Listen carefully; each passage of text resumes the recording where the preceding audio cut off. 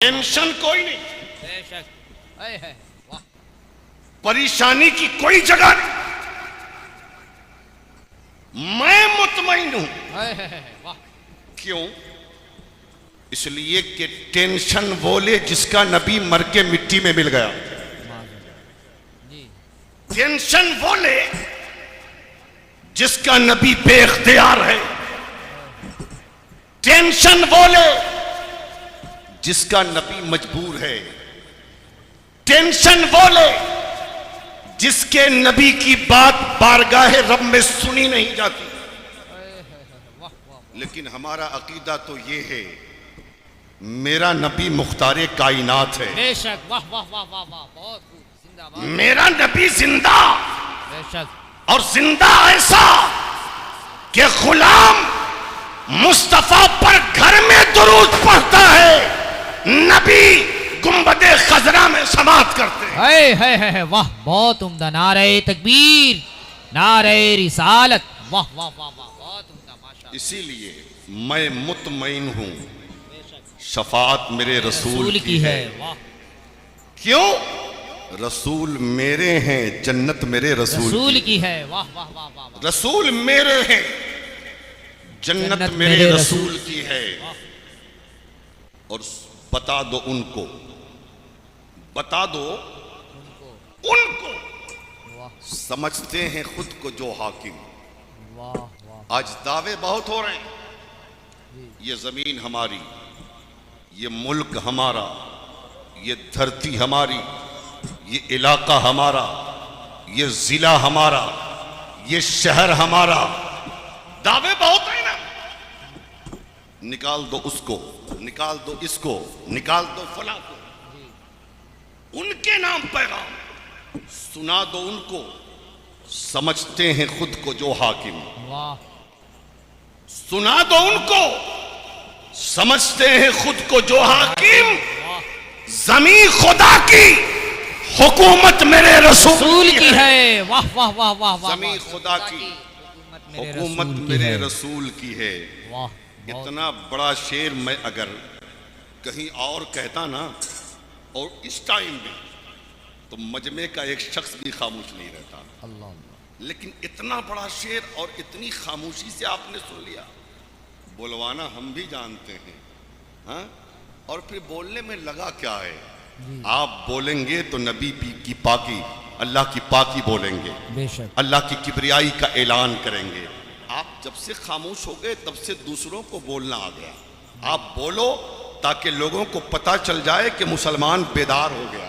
है बेशक। जरा जोर से बोले या रसूल अल्लाह, या रसूल अल्लाह। और मोहब्बत से, जमीन खुदा की, हुकूमत मेरे रसूल की है। और यहाँ पे अपने पराये में कोई फर्क नहीं। वाह यहाँ पे अपने बराए में कोई यहाँ फर्क पे नहीं। अपने वाह पराये में कोई फर्क नहीं। वाह वो कोई और जगह है जहाँ चेहरा देख के फैसला होता है।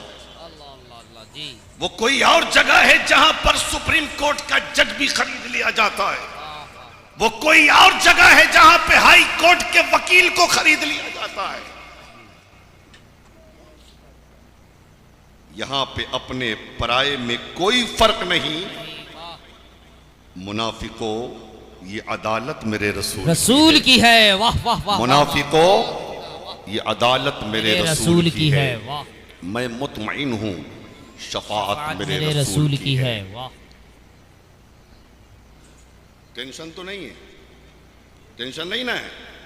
समात करेंगे, तकरीर सुनेंगे, जरा मोहब्बत से बोले या रसूल अल्लाह। या रसूल अल्लाह। अल्लाह ने आसमान का शामियाना ताना, जमीन का फर्श बिछाया, चांद और सूरज की लाइट लगाई, सितारों की अंजुमन को पैदा फरमा दिया। और फिर हजरत आदम नबीना अलैहिस्सलातु व तस्लीम से इंसानों की आमद का ऐसा सिलसिला शुरू होता है जो आज तक चल रहा है और क़यामत तक चलता रहेगा। लेकिन अल्लाह रब्बुल इज़्ज़त ने इंसानों की हिदायत के लिए 1,24,000, कमो बेश 2,24,000 अंबिया इकराम को भेजा।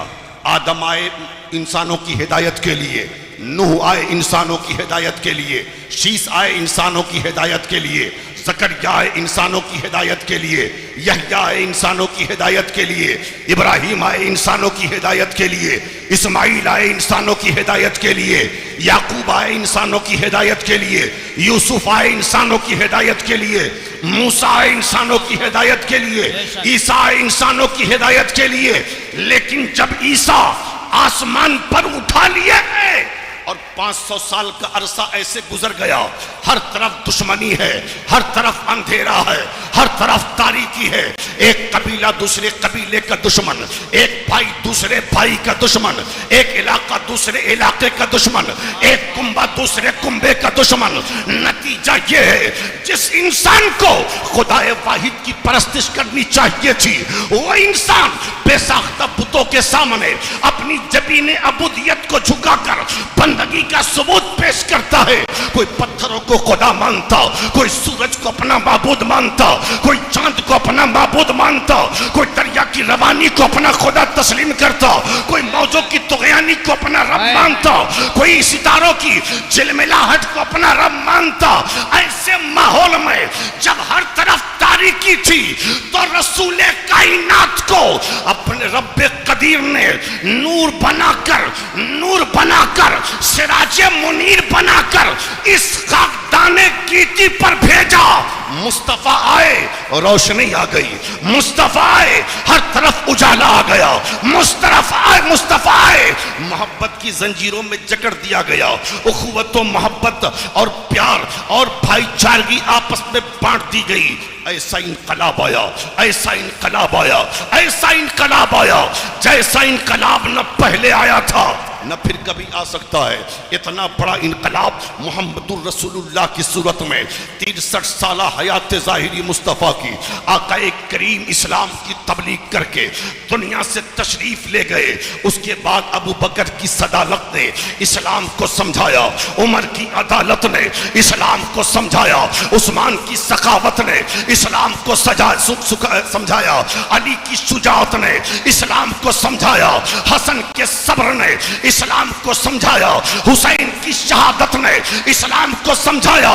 जरा और करीब से समझो, अंबिया किराम तशरीफ लाए, मिसाल के तौर पे दीने मूसा लेकर मूसा अलैहिस्सलाम तशरीफ लाए, लेकिन मूसा अलैहिस्सलाम के ही जमाने में कई अंबिया किराम को इसलिए भेजा गया था ताकि वो दीने मूसवी की हिफाजत करे, दीने मूसवी की तजवीज व इशाअत करे, दीने मूसवी को तकवीयत पहुंचाए। तो एक दीन की हिफाजत के लिए दर्जनों अंबिया किराम को भेज दिया गया। ऐसे ही दीने ईसा अलैहिस्सलाम के जमाने में कई नबियों को भेजा गया ताकि ईसा अलैहिस्सलाम के दीन की हिमायत की जाए, उसकी तरवीज व इशाअत की जाए। लेकिन मुस्तफ़ा आए, नबूवत का दरवाजा बंद, मुस्तफ़ा आए, रिसालत का दरवाजा बंद। अब कोई नबी ना आएगा, अब कोई रसूल ना आएगा। हमने मुस्तफ़ा जाने रहमत की बारगाह में अर्ज की, मेरे आका मूसा आए, अकेले आए थे दीने मूसा लेकर, लेकिन उनके दीन की हिमायत के लिए दर्जनों नबी भेज दिए गए। ईसा आए थे तन्हा अपना दीन लेकर, लेकिन उनके दीन की हिमायत के लिए दर्जनों अंबिया भेज दिए गए। लेकिन या रसूल अल्लाह, आपके ऊपर नबूवत का दरवाजा बंद हो गया है, रिसालत के दरवाजे को ताला लगा दिया गया। अब कोई नबी ना आएगा, अब कोई रसूल ना आएगा।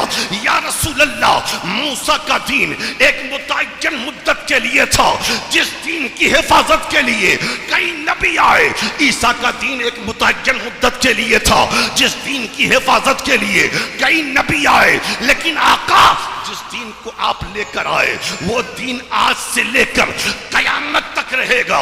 फिर कोई दूसरा दीन नहीं आएगा, फिर कोई दूसरी शरीयत नहीं आएगी, फिर कोई दूसरी किताब नहीं आएगी, फिर कोई दूसरा कानून नहीं आएगा। या रसूल अल्लाह, आपके दिन की हिफाजत कौन करेगा? आपके दिन को कौन समझाएगा? आपके दिन को आगे कौन बढ़ाएगा? मुस्तफ़ा जाने रहमत की जालियों से आवाज आ रही है, ऐ मेरे गुलामों, घबराना मत। मेरे रब ने मेरी उम्मत में कुछ ऐसे उलमा, कुछ उलमा को भेज दिया, कुछ मेरे नायब को भेज दिया जो आलिम दीन है, जो मेरे वारिस हैं, जो मेरे नायब हैं।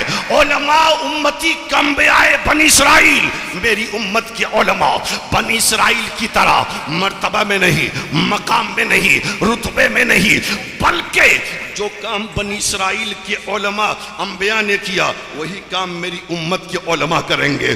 पता ये चला आज दीन समझाने के लिए उलमा सामने हैं। इसीलिए तो कभी दीन समझाने के लिए अबू बकर सामने आए, कभी उमर सामने आए, कभी उस्मान सामने आए, कभी अली सामने आए, कभी इमाम आजम सामने आए, कभी गौसे आजम सामने आए, कभी गरीब नवाज सामने आए, कभी मखदूम किथौछा सामने आए, कभी मखदूम बिहारी सामने आए, कभी सरकार मुहिब्बा सामने आए, कभी इमाम अहमद रजा सामने आए, कभी हुज्जतुल इस्लाम सामने आए, कभी हुजूर मुफ्ती आजम हिंद सामने आए, कभी ताजुश्शरिया सामने आए, कभी शेरे बिहार सामने आए।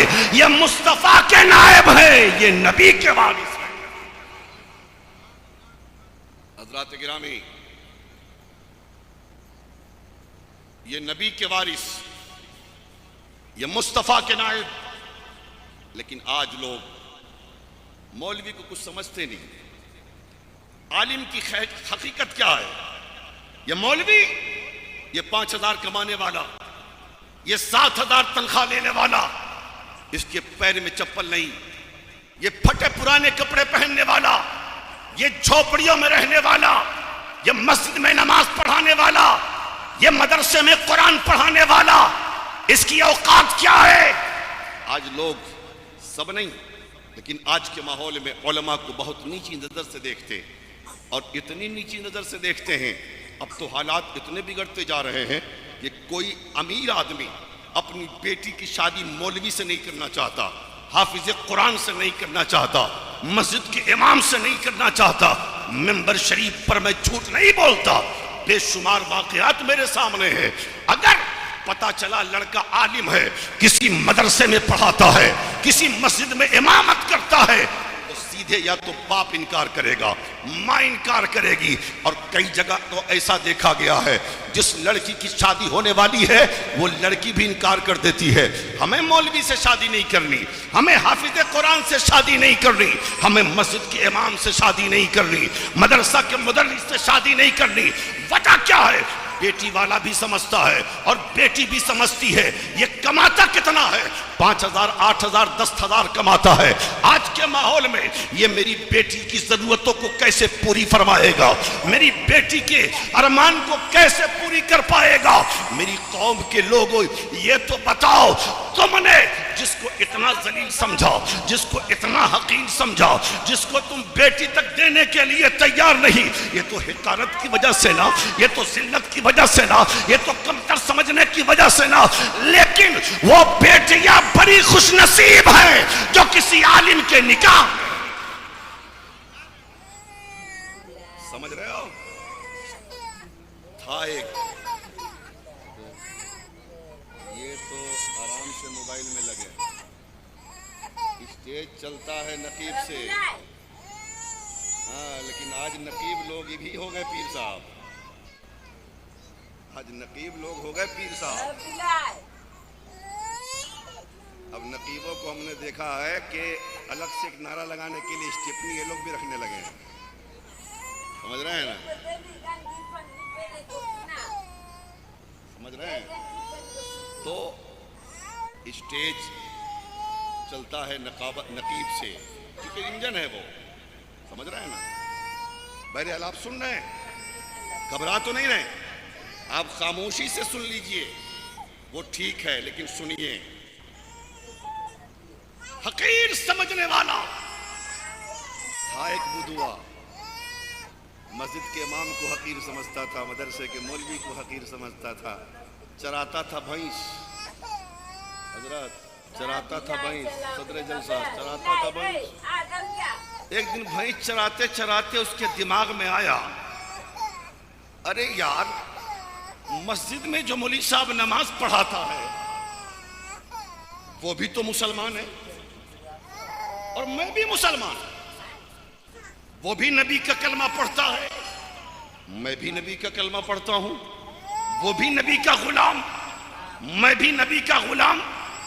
लेकिन बात क्या है, उसको दूसरे गांव से लाकर तनख्वाह देकर लोगों ने इमाम बनाया, और हम मोहल्ले के हम क्यों नहीं नमाज पढ़ा सकते। उसके दिमाग में आया कि आज जाता हूं मैं खुद नमाज पढ़ाऊंगा, आज जाता हूं मैं खुद नमाज पढ़ाऊंगा। मगरिब से पहले घर आया, आने के बाद भैंस को बांध दिया जहां बांधना था, जल्दी जल्दी अच्छे अच्छे कपड़े पहना, वजू बनाया, साफ सुथरा हुआ, कुर्ता पजामा पहनकर जाने लगा तो बीवी ने पूछा, मेरे सरताज खैरियत तो है, कहां जा रहे हो? कहा मगरिब की नमाज पढ़ने जा रहा हूं, मगरिब की नमाज पढ़ने जा रहा हूं। कहा कभी जुमा तो पढ़ा नहीं था, आज मगरिब पढ़ने चले हो, आज मगरिब, खैरियत तो है? कहा बिल्कुल खैरियत है। बड़ा खुश था, चला, कहा चलो कम से कम सुधरा तो सही, कम से कम आज मगरिब से ही शुरू तो कर दे। जब वो मस्जिद की तरफ चला, लोग देख रहे हैं, क्या बात है, ये भैंस चराने वाला आज मस्जिद की तरफ जा रहा है, खैरियत तो? कहां चले? नमाज पढ़ने। कहा कभी जुमा की तौफीक ना हुई, आज मगरिब पढ़ने चले हो? कहा हाँ हाँ अब शुरू कर दिया हूं। कहा चलो ठीक है, कम से कम नमाज के लिए तैयार तो हो गए। अब वो मदरसा मस्जिद पहुंचा, नमाज के अजान के वक्त का इंतजार करने लगा। अजान जो ही हुई और मुअज्जिन ने जो ही तकबीर कहना शुरू किया, अब इमाम आगे बढ़ने वाला है, इमाम को रोक दिया, इमाम साहब रुकिए। अब ये भैंस चराने वाला मुसल्ला इमामत पे चढ़ गया, जो ही चढ़ा नमाजी परेशान हो गए, इसलिए कि उसी बस्ती का था ना, वो जानते थे कि ये तो भैंस चराता है, ये जाहिल है, ये मुक्तदा कैसे बनेगा, ये इमाम कैसे बनेगा, ये पेशवा कैसे बनेगा, ये कैसे नमाज पढ़ाने के लिए तैयार हो गया। लोगों ने कहा निकल बाहर, मस्जिद से बाहर निकल, मुसल्ला छोड़। कहा क्यों? हम नमाज पढ़ाएंगे। कहा तेरे पीछे कौन नमाज पढ़ेगा? जब वो निकलने को तैयार न हुआ, लोगों ने उसका दामन पकड़ा, उसका गरिमान पकड़ा, उसका कॉलर पकड़ा, और पकड़ने के बाद उसे मुसल्ले से बाहर घसीट दिया, और घसीटने के बाद नमाज मुकम्मल हुई। मुकम्मल होने के बाद उस भाई चराने वाले ने कहा क्यों मुझे मुसल्ले इमामत से तुम लोगों ने हटाया, मैं क्यों नहीं इमाम बन सकता? तो लोगों ने कहा तुझे पता है इमाम बनने के लिए किन चीजों की जरूरत पड़ती है, इमाम बनने के लिए क्या चाहिए? क्या नहीं पता है, बता दो।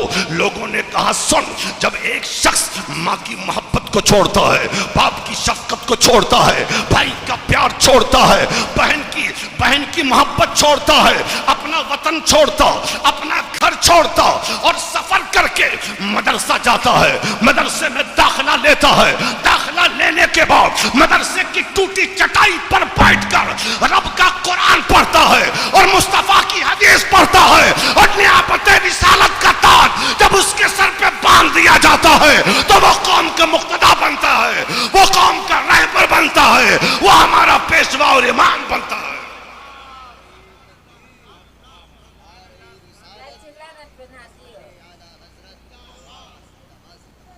वो हमारा पेशवा बनेगा, वो हमारा रहबर बनेगा।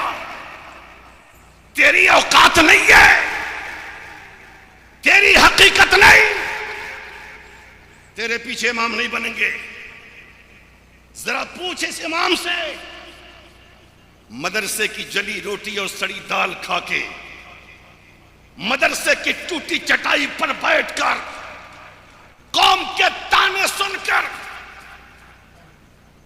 आलिम दीन बना है, हाफिज कुरान बना है, ये तो निकल। बड़ी खुशी से आया था इमामत करने के लिए। सुन रहे हैं आप? सुन रहे हैं? घबरा तो नहीं रहे?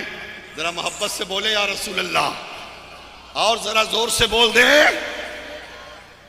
लेकिन आया था खुशी में, जा रहा है तो चेहरा लटका है उसका, आंखें आंसुओं से तर, गम का पहाड़ टूट गया उसके ऊपर, मायूसी के साथ चला है वो। घर पहुंचा, चेहरा लटका हुआ, बीबी दौड़ के आई, मेरे सरताज बात क्या है? गए थे तो खुशी खुशी नमाज पढ़ने, आए हो तो मायूस हो। परेशानी का आलम। वजह क्या है? क्या मेरी शरीकी हयात नमाज पढ़ने नहीं नमाज पढ़ाने गया था।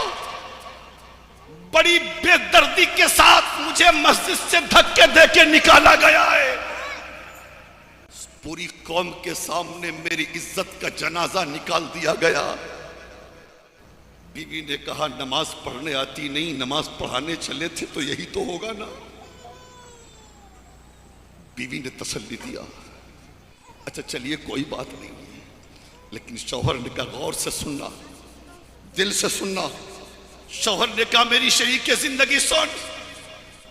आते आते मैंने एक फैसला कर लिया। कहा क्या? कहा फैसला यह है अब मैं भी रब का कुरान पढ़ूंगा। जरा जोर से बोलो और न हक्के, मैं भी मुस्तफा की हदीस पढ़ूंगा। कहा कैसे? कहा मदरसा जाऊंगा, दाखिला लूंगा।